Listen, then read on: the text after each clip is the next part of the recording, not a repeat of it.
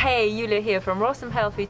I'm with Tim VanOrden-a and we're going to talk about emotional eating. Tim, welcome, thank you very much. Thank you. You know what happens when you go raw? You strip yourself of everything and you become really raw and your emotions become raw and it's all just like emerging to the surface, and people, they just want to eat and eat and eat and eat and eat. They can't cope with the amount of emotions that were stagnant within them, and they all come to the surface to cleanse. So let's talk about this, emotional eating. Absolutely. Why does it happen? Why does it happen? Why does the sun shine? It's the only constant in human psychology, is that we're going to be fighting with our emotions, or at least that's the way it appears. But if you look at the word raw, for instance, it means to cut down to the bone, to rip away the flesh. That's what the term actually means. And essentially that's what happened. You're ripping yourself bare. You're tearing away all that cultural protection, all that cultural softness and comfort that we surround ourselves with, whether it be technology or food or delusion about, you know, living in the perfect place and having on demand this, that, and the other, like life is perfect because I have a satellite dish and a big car and a giant house and kids that I never see because they've got all the technology. And you strip all that away and you're left with the raw essence. You strip it down to the bone, and the mind in a way does see that as a cruel act. You're taking something away rather than adding something into your life. Because we grow up in a culture where we need to constantly add things. I need this, I need this, I need this. I won't be happy until I get this. Nobody ever says, I won't be happy until I get rid of all this, unless they're talking about weight. But that's a different issue too. That's literally about tearing away at your own body. I mean, that's another, and our mind fights that as well. So I believe that the biggest reason that people have emotional issues when they make this kind of dietary change is the fact that they're taking things away from themselves. And very little of the brain is actually mature and adult. Our prefrontal cortex, which doesn't even really fully develop until someone is about the age of 25 years old. So most people below that age, although they think they have a rational mind, they think they have an adult mind, it really hasn't fully developed yet.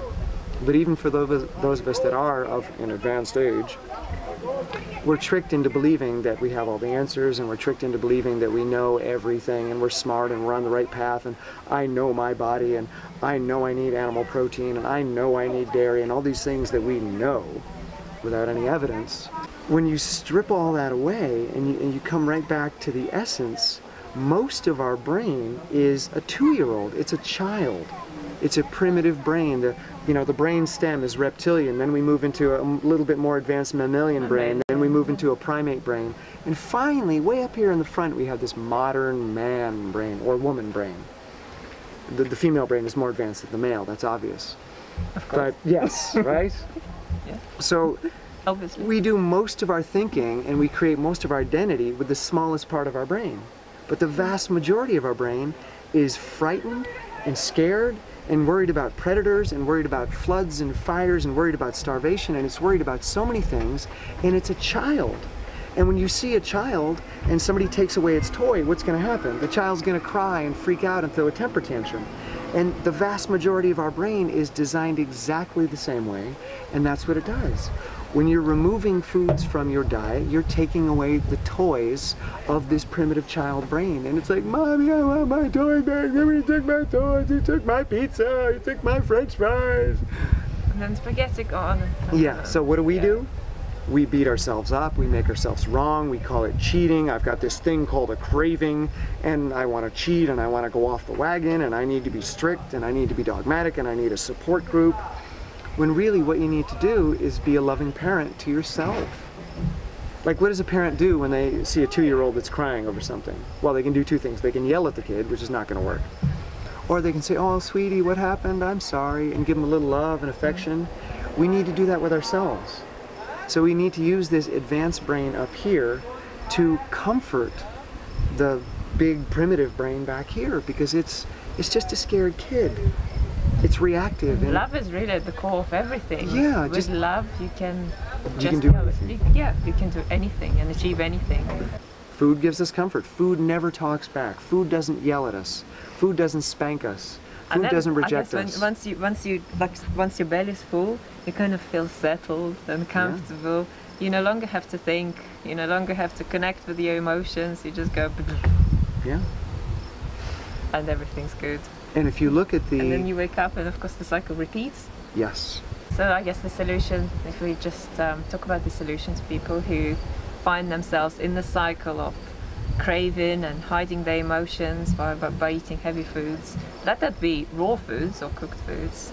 Because raw foods, talking about nuts and seeds and pâtés and high-fat raw diets, same thing.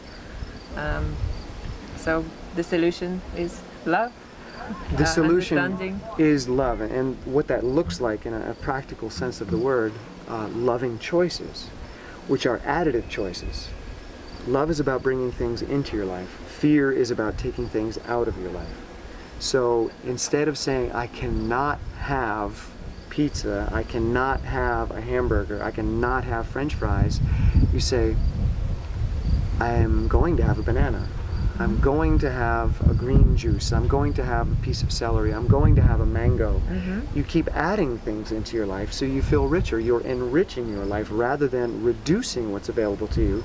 You're actually increasing what's available.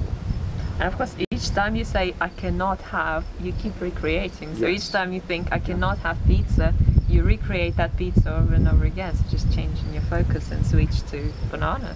Yeah. And just next time you think of pizza, just pick a banana. And eventually it becomes a habit. Yeah, the more things you add into your life, the less room there is for that pizza. And when you start eating these new foods, you actually feel good while you're eating them and after you're eating them. And then you're like, oh, I like this feeling. Yeah. People will ask me, don't you miss pizza? Don't you miss cheeseburgers? What I would really miss is the feeling that I have right now if I were to go back and eat those foods. I would miss that much more than I miss pizza. I like feeling the way I do. I don't miss the chronic fatigue. I don't miss the constant just the food coma, the misery, just medicating myself with food to get through the day because I hated my life. Yes. Now I would miss the feeling of being alive and vibrant and moving through the world quickly. Some people call that training or being an athlete. I call it moving through the world quickly. And it's fun. That's beautiful, Tim. Thank you very much. It was really eye-opening and inspirational and really grateful, so thank you. Yeah, add to your life. Don't take away, add to it. Make it bigger. Lovingly. Thank you, and see you again shortly. Ciao.